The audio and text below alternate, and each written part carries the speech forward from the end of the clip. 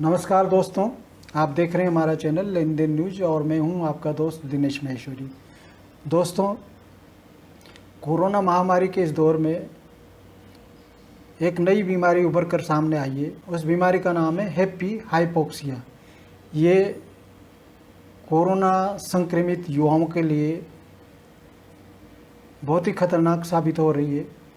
Corona संक्रमित युवाओं में पता भी नहीं लगता कि ये बीमारी किस तरह उनके शरीर में प्रवेश कर जाती है और किस तरह उनका जीवन समाप्त कर देती है। इंडोनेशिया के एक अस्पताल में मार्च 2020 में कोविड-19 रोगी बुखार और खांसी की शिकायत लेकर चिकित्सकों के पास पहुंचा।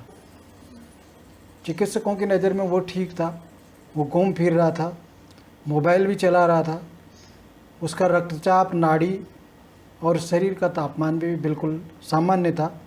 लेकिन जब डॉक्टरों ने उसका ऑक्सीजन लेवल चेक किया तो पता लगा कि उसका ऑक्सीजन लेवल 77% से भी नीचे चला गया है। डॉक्टरों ने इस बीमारी का नाम दिया हैप्पी हाइपोक्सिया। हैप्पी हाइपोक्सिया के लक्षण युवा मरीजों में अक्सर देखने को मिलते हैं। ये कोरोना का एक ऐसा लक्षण है जिसमें न सांस फूलती है और न थकान महसूस होती है। जिसके भी शरीर में, जिस युवा के शरीर में ये बीमारी प्रवेश करती है, ये धीरे धीरे अपना काम करती जाती है और एक दिन अचानक उस मरीज की मौत हो जाती है।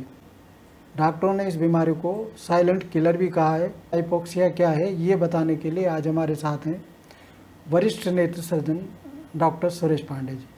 सुरेश पांडे जी आपको बताएंगे कि हैप्पी हाइपोक्सिया क्या है और क्या इसके लक्षण हैं और किस तरह इस बीमारी से बचा जा सकता है। तो दोस्तों, आइए जानते हैं। नमस्कार दोस्तों, मैं डॉक्टर सुरेश पांडे आज आपके बीच कोरोना रोगियों में खामोशी से सांसें छीनने वाले इस विशेष संकट के बीच एक विशेष बीमारी के बारे में, एक विशेष कंडीशन के बारे में जानकारी देने के लिए उपस्थित हूं।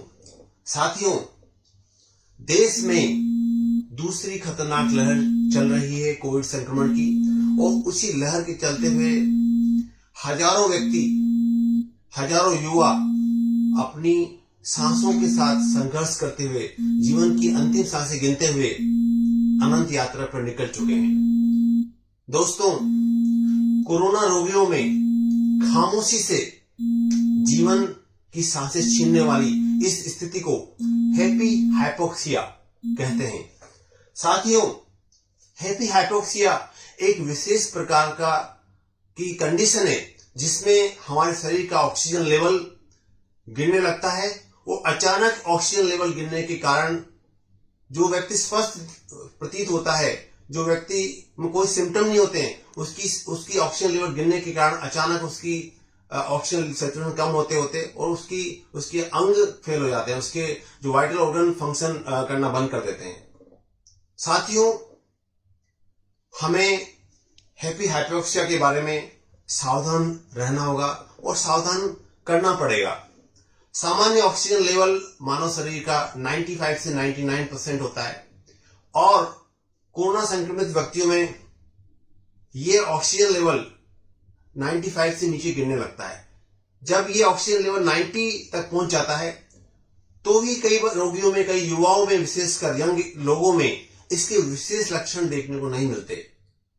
ऐसी स्थिति में सबसे महत्वपूर्ण बात यह है कि आप अपना oxygen saturation level, oxygen level pulse oximeter से लगातार मॉनिटर करते रहें। दिन में 3 या 4 बार पल्स ऑक्सीमीटर से अपना ऑक्सीजन सैचुरेशन चेक करें। 6 मिनट वॉक करने के बाद फिर दोबारा चेक करें और यह सुनिश्चित करें कि 6 मिनट वॉक के बाद आपका ऑक्सीजन सैचुरेशन लेवल 95 से ऊपर होना चाहिए, 95 से कम नहीं होना चाहिए। इसके साथ साथ यह बहुत आवश्यक है कि आप कोरोना कालखंड की इस घड़ी के दौरान प्रोन पोजीशन में लेटकर सांस लेने का अभ्यास करें, डीप ब्रीदिंग एक्सरसाइज करें, प्राणायाम करें, जिससे कि फेफड़ों आपके सुनिश्चित रूप से काम कर सकें।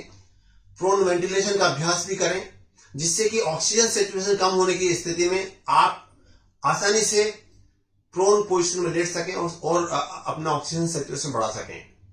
इसके साथ साथ सबसे महत्वपूर्ण बात यह है कि कई बार अधिकांश युवाओं में, यंग पेशेंट्स में कोरोना संक्रमित होने के बाद हैप्पी हाइपोक्सिया के कोई विशेष लक्षण देखने को नहीं मिलते हैं। ऑक्सीजन सैचुरेशन कम होता जाता है लेकिन विशेष लक्षण नहीं होते हैं।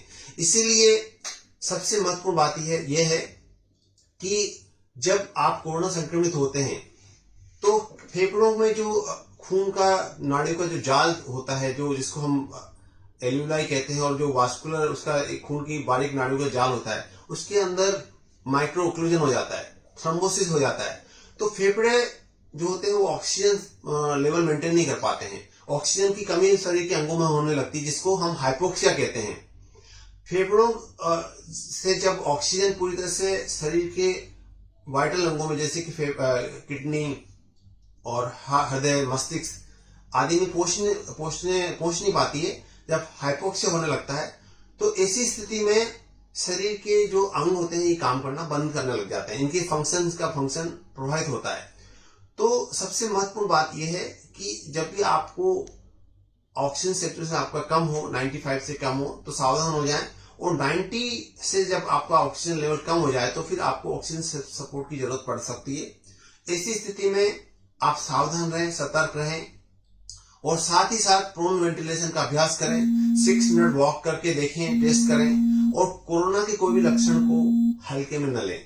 यदि आपको गले में खराश है, बुखार है, खांसी है तो इसको हल्के में न लें। तुरंत डॉक्टर से परामर्श लें और मॉनिटर करते हुए घर पे ही रह के और अपने ऑक्सीजन सैचुरेशन लेवल का मॉनिटरिंग करते रहें। इसके साथ साथ सबसे महत्वपूर्ण बात यह है कि देश में कोरोना संक्रमण की दूसरी खतरनाक लहर के बीच में हमें हौसला नहीं खोना है। हमें मिलकर, हमें सामूहिक रूप से सारी सावधानियां लेते हुए इस अदृश्य विषाणु से मुकाबला करना है। हम मास्क लगा कर रहें, मास्क पहन के बाहर जाएं, हाथ बराबर धोते रहें और साथ ही साथ 2 गज का फासला बनाए रखें। हमें सामूहिक रूप से सावधान रहना है, सतर्क रहना है और सतर्क करना भी है। अंधकार चाहे कितना ही घना क्यों न हो साथियों, लेकिन उजाला जरूर होकर रहेगा। हम उम्मीद करते हैं कि शीघ्र ही ये कोविड-19 की वैश्विक महामारी भारत से और विश्व भर से विदा हो सकेगी और हम फिर से सामान्य रूप से अपना जीवन यापन करने में, अपना जीवन कार्य करने में सफल हो सकेंगे। धन्यवाद, नमस्कार।